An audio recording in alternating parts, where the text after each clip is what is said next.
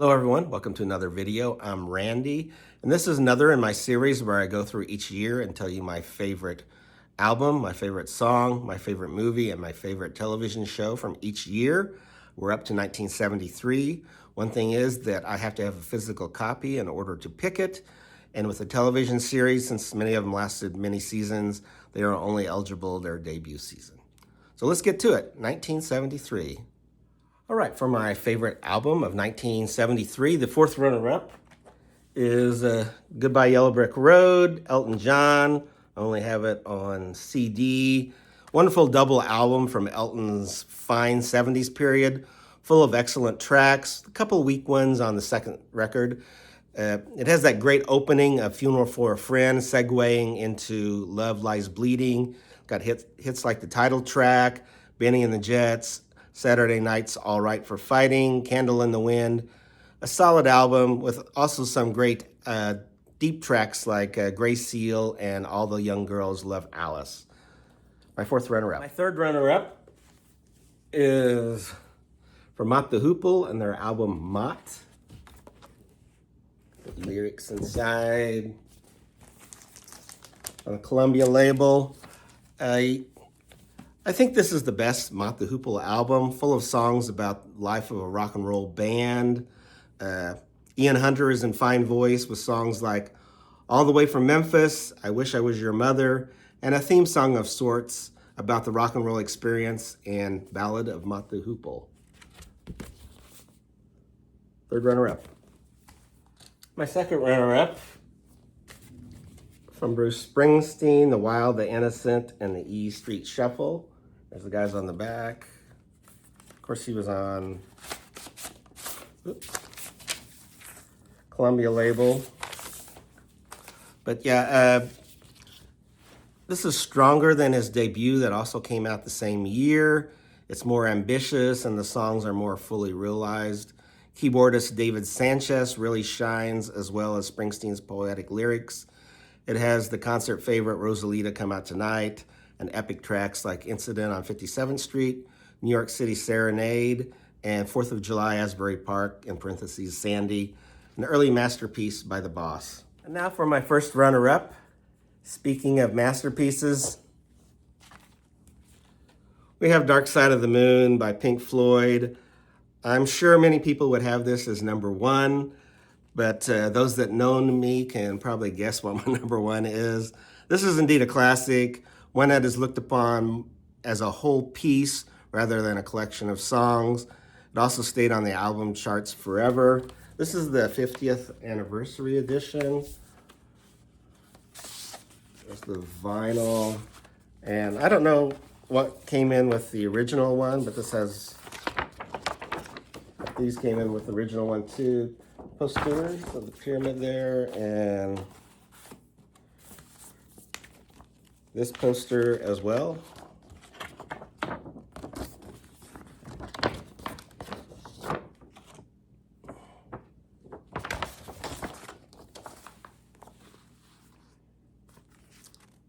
And this as well. And now for my favorite album of 1973. When my favorite band also has a classic album come out this year, it's probably going to find its way to the top. So it is indeed Quadrophenia by The Who. A nice booklet inside with the lyrics.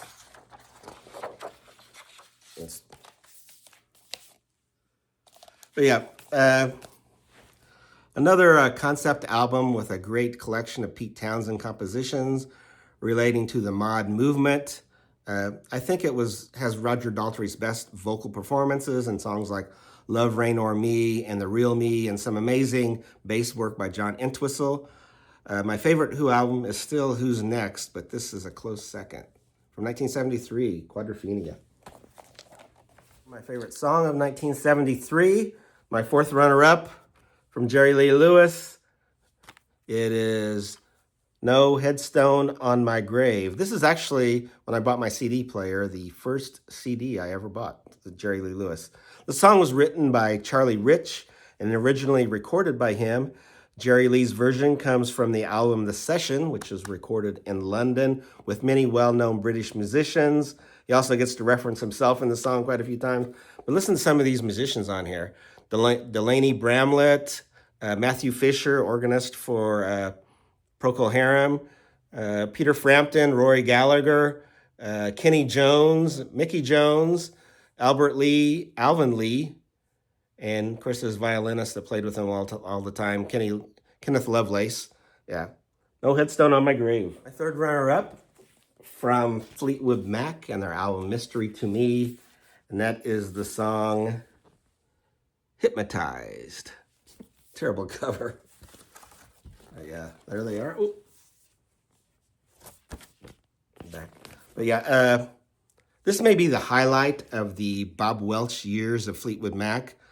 The song Hypnotized has kind of a dreamlike quality to it, both lyrically and musically, and it was inspired by Welch's interest in the supernatural. Hypnotized, Fleetwood Mac. My second runner-up from Pat Garrett and Billy the Kid, and it's the song Knocking on Heaven's Door.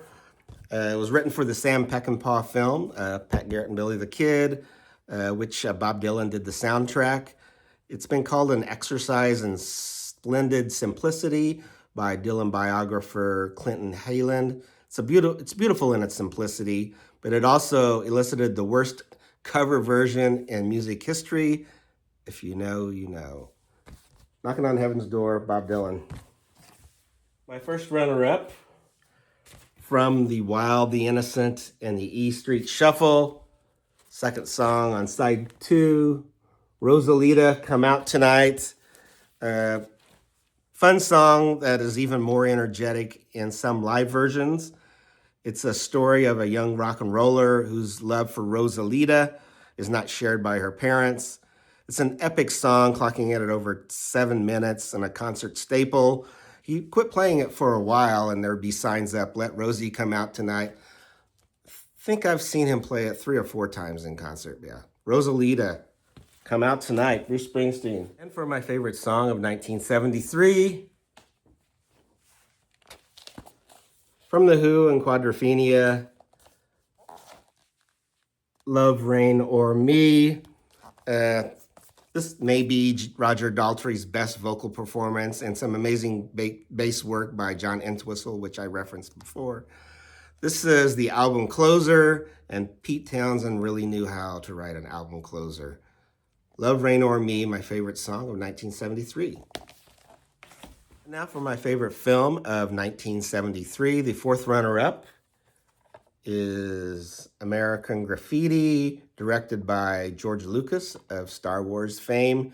Great nostalgic film that celebrates the music and lifestyles of the 50s through individual stories of a bunch of teenagers who are always listening to Wolfman Jack crank out the early rock and roll tunes. Great fun movie, American Graffiti. Third runner-up, Don't Look Now, directed by Nicholas Reg. This is a Criterion Collection one with spine number 745. Those of you that are into that. But it's a different sort of psychological thriller horror picture with Donald Sutherland and Julie Christie as a married couple dealing with the loss of their daughter. They travel to Venice, Italy, where a lot of unexplainable events take place, some linked to premonitions. Venice takes on this enchanting aura with its canals and stone walkways, especially at night, almost like a supernatural presence in the film. As Donald Sutherland says in the film, things are not always what they appear. Also has a notorious sex scene in this movie as well. Julie Christie and Donald Sutherland. Second runner-up is Serpico, directed by Sidney Lumet. Wonderful character study of an honest cop, played by Al Pacino, struggling against a corrupt system and based on a true story. You know, Pacino's just great in the starring role as Frank Serpico, along with the gritty cinematography using the New York City locations, and director Sidney Lumet keeps up the intensity. Serpico. My first runner-up is The Sting, directed by George Roy Hill. Second teaming of Redford and Newman, who were also in Butch Cassidy and Sundance Kid.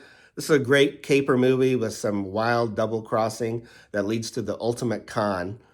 For those who haven't seen it, the first time is definitely the biggest thrill, but it still holds up with multiple viewings.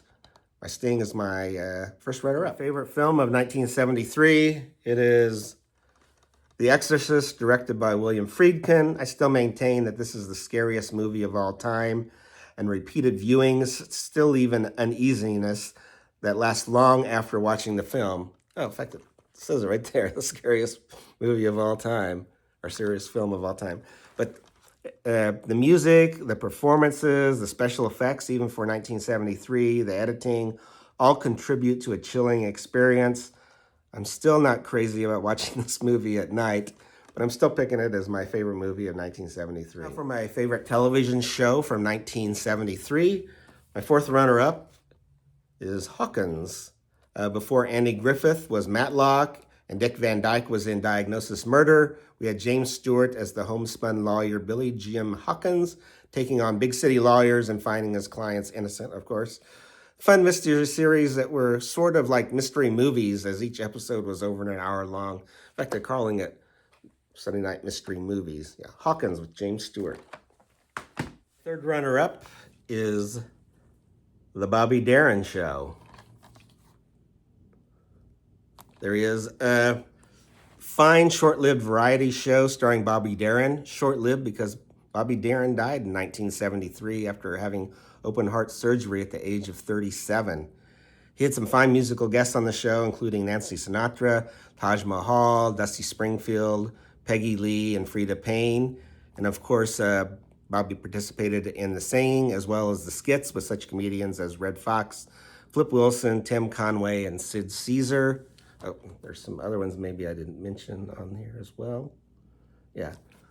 Bobby Darin, nice variety series. Too bad, he had heart problems, I guess, all through his life, and he only lasted to 37. My second runner-up is the Snoop Sisters. Another mystery movie series that unfortunately only lasted 5 episodes, starring Mildred Natwick and theater legend Helen Hayes as 2 elderly sisters that fancy themselves as amateur sleuths. Natwick and Hayes had great chemistry and some fine mystery plots. It's a shame that it didn't last longer. The Snoop Sisters.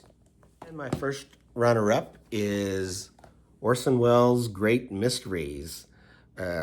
Fun British anthology series hosted by Orson Welles, which featured crime, mystery, and supernatural episodes, and a haunting theme music by John Barry, known for his James Bond scores.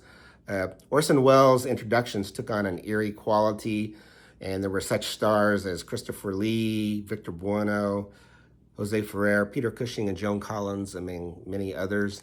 This is Volume 1.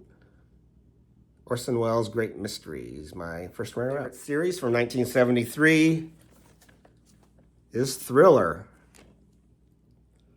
Not quite as good as the 1960 series hosted by Boris Karloff of the same name. This was a good horror mystery series in its own right. The British series was developed by horror guru Brian Clements, who also wrote or provided the story for many episodes. The series had some real chillers in it. If you're a fan of Night Gallery or Twilight Zone, check this one out. Thriller from 1973, my favorite television show. And please leave some of your favorites down below. I always enjoy finding things I should be listening to or shows that I missed. And I will see you in 1974.